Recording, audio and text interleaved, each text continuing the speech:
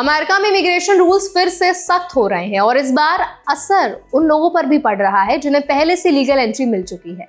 नई पॉलिसी के तहत रेफ्यूजीज जो 1 साल से अमेरिका में रह रहे हैं और ग्रीन कार्ड के लिए अप्लाई करने वाले हैं, उन्हें दोबारा डिटेंशन में लेकर री इंस्पेक्शन किया जा सकता है।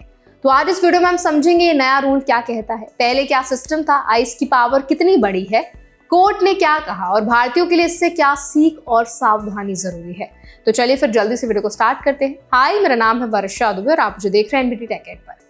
यूएस में रेफ्यूजी स्टेटस पाने वाले लोगों को कानून के अनुसार 1 साल बाद लॉफुल परमानेंट रेजिडेंट यानी ग्रीन कार्ड के लिए अप्लाई करना जरूरी होता है। ये रिक्वायरमेंट पहले भी थी, लेकिन फर्क ये है कि पहले 2010 के एक मेमो के मुताबिक अगर कोई व्यक्ति समय पर ग्रीन कार्ड हासिल नहीं कर पाया तो उसे डिटेंशन में लेना जरूरी नहीं माना जाता था।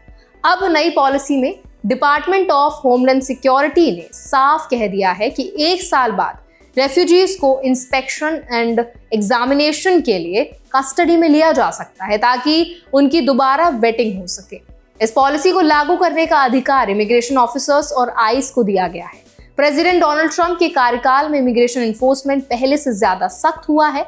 हाल के आंकड़ों के अनुसार आइस डिटेंशन में लोगों की संख्या लगभग 68,000 तक पहुंच गई है, जो पहले की तुलना में करीब 75% ज्यादा है। इसका मतलब यह है कि डिटेंशन अब सिर्फ अनडॉक्यूमेंट लोगों तक लिमिटेड नहीं रह गया है, बल्कि लीगल प्रोसेस में शामिल लोगों को भी जांच के दायरे में लाया जा सकता है। अब समझते हैं रीवेटिंग का मतलब क्या है। जब कोई रेफ्यूजी अमेरिका आता है तब उसकी बैकग्राउंड चेक और सिक्योरिटी स्क्रीनिंग होती है। नई पॉलिसी कहती है कि 1 साल बाद जब वो ग्रीन कार्ड के लिए अप्लाई करता है तब फिर से उसकी जांच की जाएगी और इस दौरान उसे डिटेंशन में रखा जा सकता है। सरकार का तर्क है कि इससे पब्लिक सेफ्टी मजबूत होगी और सभी एप्लीकेंट्स के लिए समान स्टैंडर्ड लागू होगा।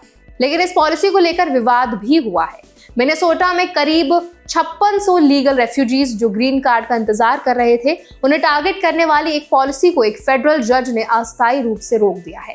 मिनेपोलिस के यूएस डिस्ट्रिक्ट जज जॉन टनहाइम ने अपने फैसले में कहा कि फेडरल एजेंट्स ने पॉसिबली कई फेडरल स्टेटसेस का उल्लंघन किया है। इसका मतलब यह है कि एग्जीक्यूटिव पॉलिसी के बावजूद कोर्ट्स ये देखती है कि कहीं कॉन्स्टिट्यूशनल राइट्स या फेडरल लॉ का उल्लंघन तो नहीं हो रहा।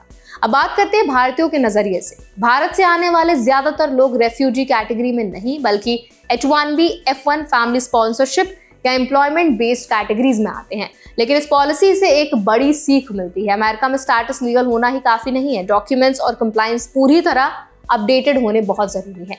यूएस इमिग्रेशन सिस्टम में हर कैटेगरी के लिए स्ट्रिक्ट टाइमलाइंस और डॉक्यूमेंटेशन रूल्स हैं। जैसे F1 स्टूडेंट्स को फुल टाइम एनरोलमेंट मेंटेन करना होता है, H1B होल्डर्स को वैलिड एम्प्लॉयर स्पॉन्सरशिप और अप्रूव्ड पेटिशन जरूरी है और ग्रीन कार्ड एप्लीकेंट्स को एड्रेस चेंज से लेकर बायोमेट्रिक्स तक हर स्टेप टाइमली पूरा करना होता है। अगर किसी भी स्टेज पर एप्लीकेशन पेंडिंग है तो एप्लीकेंट के पास लीगल राइट्स भी होते हैं। फॉर एग्जाम्पल, डिटेंशन की स्थिति में व्यक्ति को लीगल काउंसिल का अधिकार है, वो इमिग्रेशन कोर्ट में अपनी बात रख सकता है। अगर पॉलिसी फेडरल लॉ के खिलाफ हो तो कोर्ट्स इंटरवेंशन कर सकती है, जैसे कि मिनेसोटा के मामले में हुआ। इसीलिए पैनिक करने की बजाय सही लीगल एडवाइस लेना सबसे जरूरी कदम है। इंडियन कम्युनिटी के लिए सबसे जरूरी सावधानी यह है कि हर ऑफिशियल कम्युनिकेशन को नजरअंदाज ना करें। USCIS या DHS से आने वाले नोटिस का तुरंत जवाब दें। ग्रीन कार्ड या वीजा एक्सटेंशन की फाइलिंग समय से पहले करें। अगर कोई नया रूल लागू होता है तो उसकी ऑफिशियल गाइडलाइंस पढ़ें। सिर्फ सोशल मीडिया पर भरोसा ना करें। कई बार पॉलिसी अनाउंसमेंट और एक्चुअल इम्प्लीमेंटेशन में फर्क होता है और हर केस फैक्ट्स के आधार पर अलग हो सकता है। ये भी समझना जरूरी है कि रेफ्यूजी कैटेगरी की पॉलिसी सीधे सभी इमिग्रेंट्स पर लागू नहीं होती, लेकिन इमिग्रेशन एनफोर्समेंट का ओवरऑल माहौल सख्त होने पर बैकग्राउंड चेक्स और स्क्रूटिनी बढ़ सकती है। इसीलिए travel history, tax records, employment proof और आइडेंटिटी डॉक्यूमेंट्स हमेशा सही और कंसिस्टेंट होने चाहिए। छोटी गलती भी डिले या कॉम्प्लिकेशन का कारण बन सकती है। अमेरिका का इमिग्रेशन फेडरल लॉ के हिसाब से चलता है और एग्जीक्यूटिव ब्रांच पॉलिसी बना सकती है, लेकिन वो कॉन्स्टिट्यूशन और एग्जिस्टिंग लॉ से ऊपर नहीं होती। इसीलिए अगर कोई पॉलिसी अनफेयर या अनलॉफुल लगे तो जुडिशियल रिव्यू संभव है। यही वजह है कि कोर्ट्स ने कुछ मामलों में गवर्नमेंट एक्शन पर रोक लगाई है। इसका मतलब यह है कि सिस्टम में चेक्स एंड बैलेंसेस मौजूद हैं।